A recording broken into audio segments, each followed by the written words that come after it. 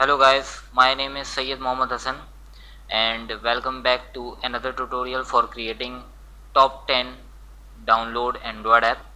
So in this tutorial I will going to update the code which I was previously working on in the previous lecture. तो अब इस lecture को start करते हैं।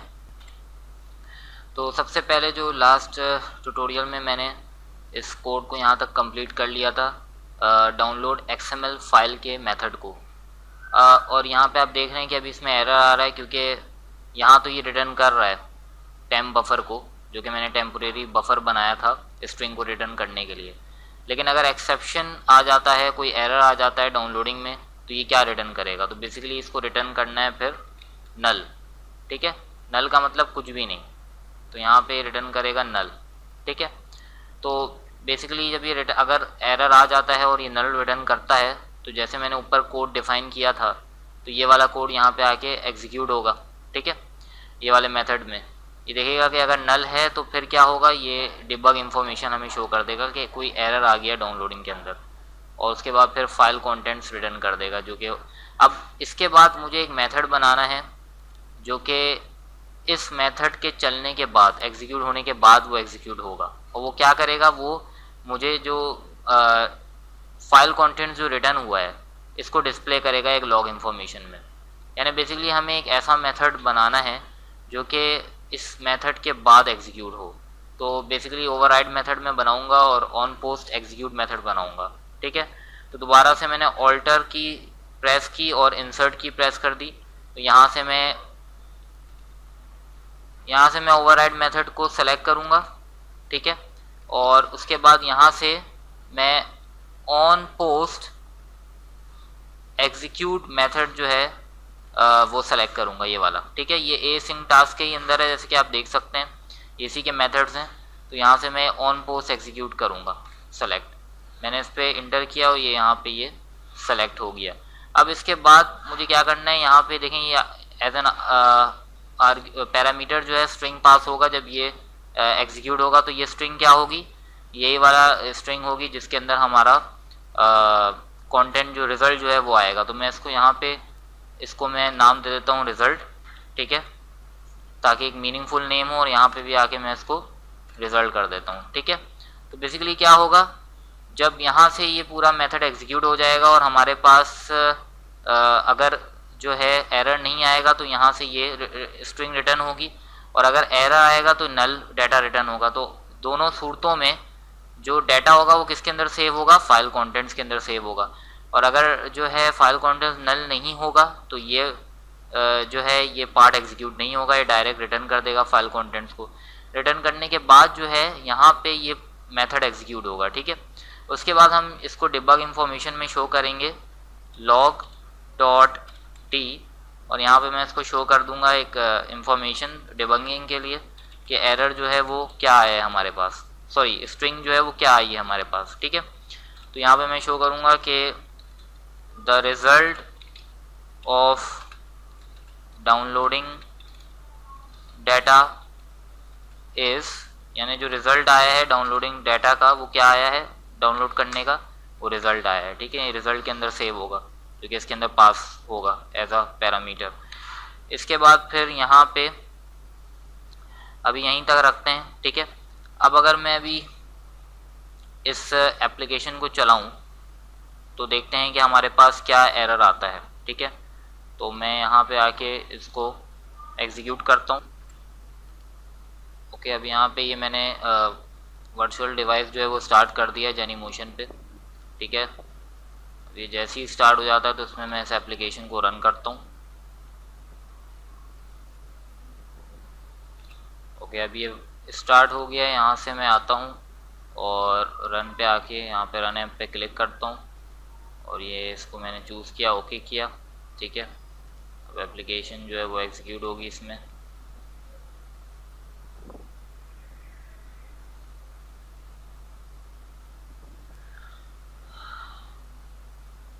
Okay, तो आप ये देख सकते हैं कि इसने जो है एक इसमें एरर आ गया और ये स्टॉप्ड हो गई है, ये चल नहीं रही है इसमें। तो अभी हम देखते हैं कि एरर क्या आया है।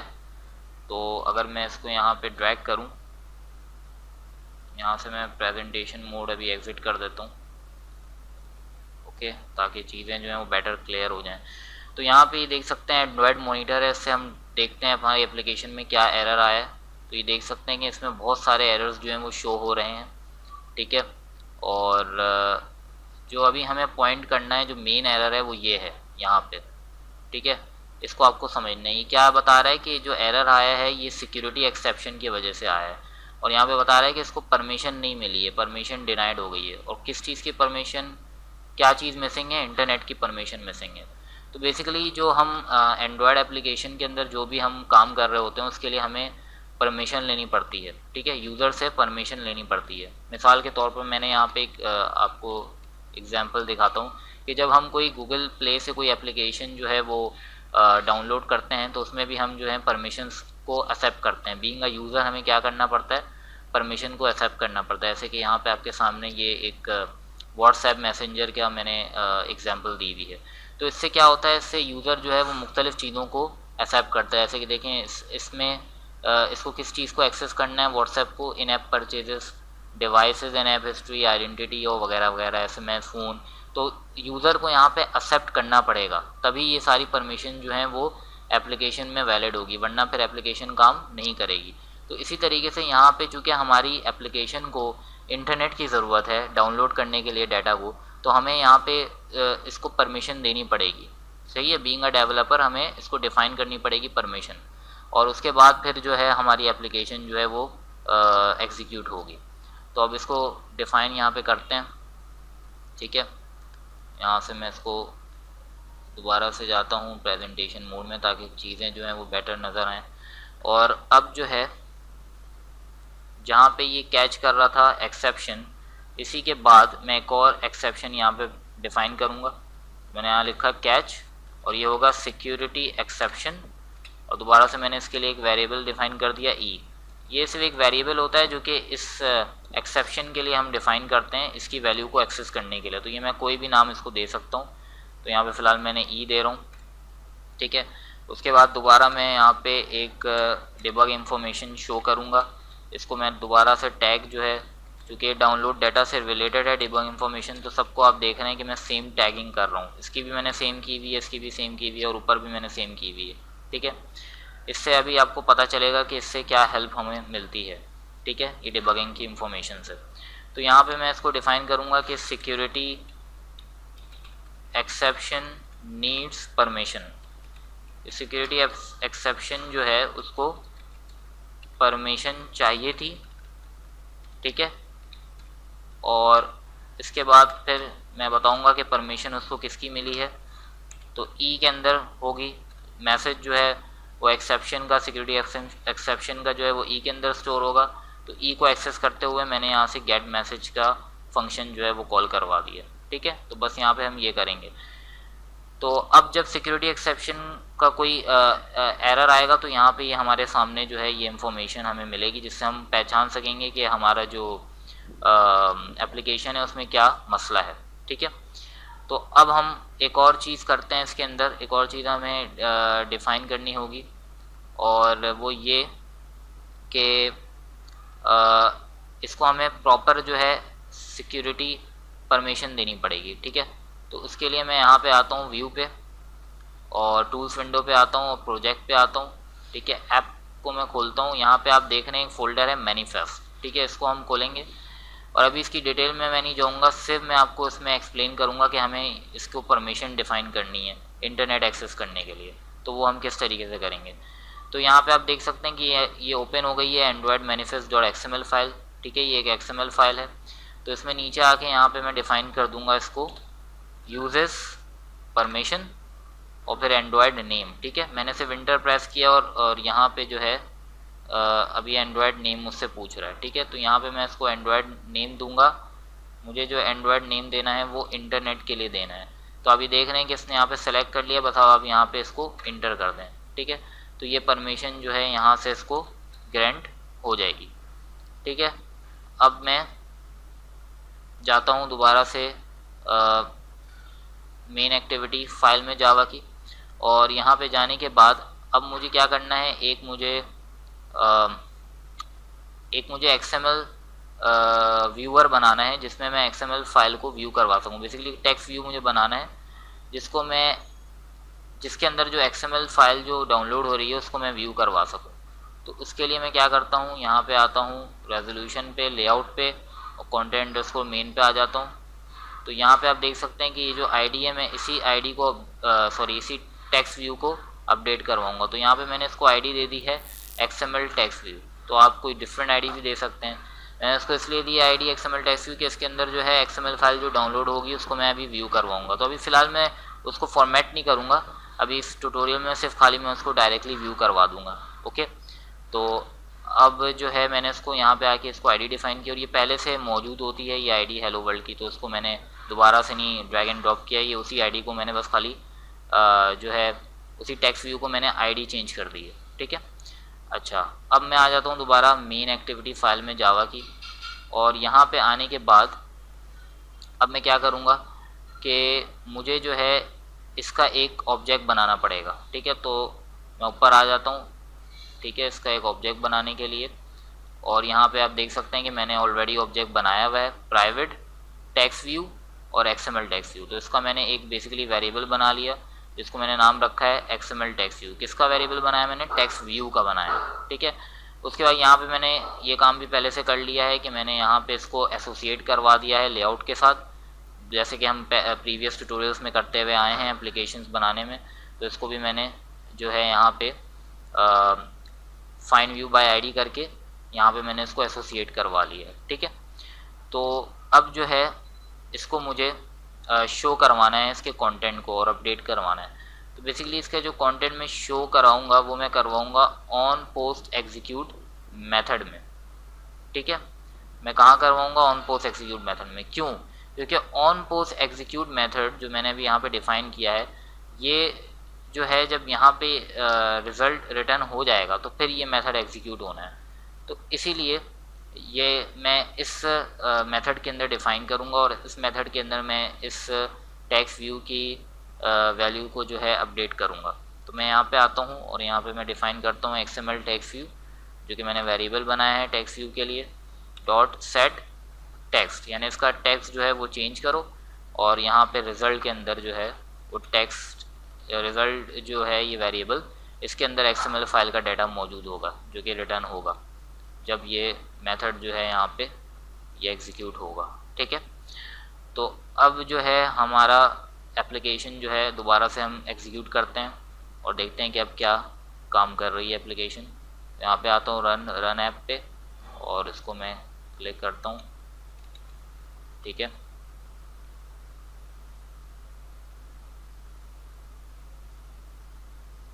ओके, तो अब आप ये देख सकते हैं कि एप्लीकेशन जो है वो लॉन्च हो गई है, और इसने ये जो डाटा है XML फाइल का ये पूरा इसके अंदर आ गया जो कि डाउनलोड हुआ है इंटरनेट से।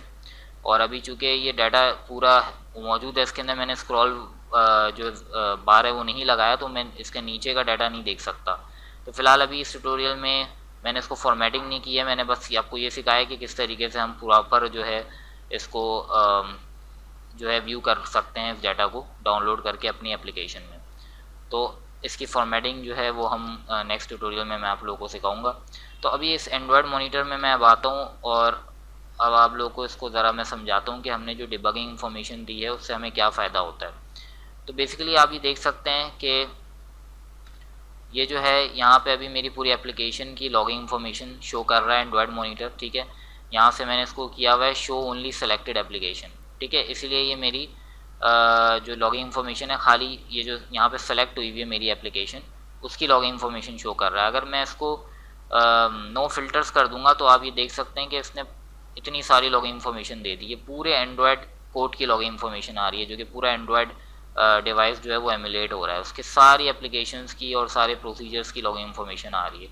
तो हमें फ़िलहाल अपनी एप्लीकेशन से मतलब है अभी, तो यहाँ पे आके आप लोगों को क्या सेलेक्ट करना है? Show only selected application.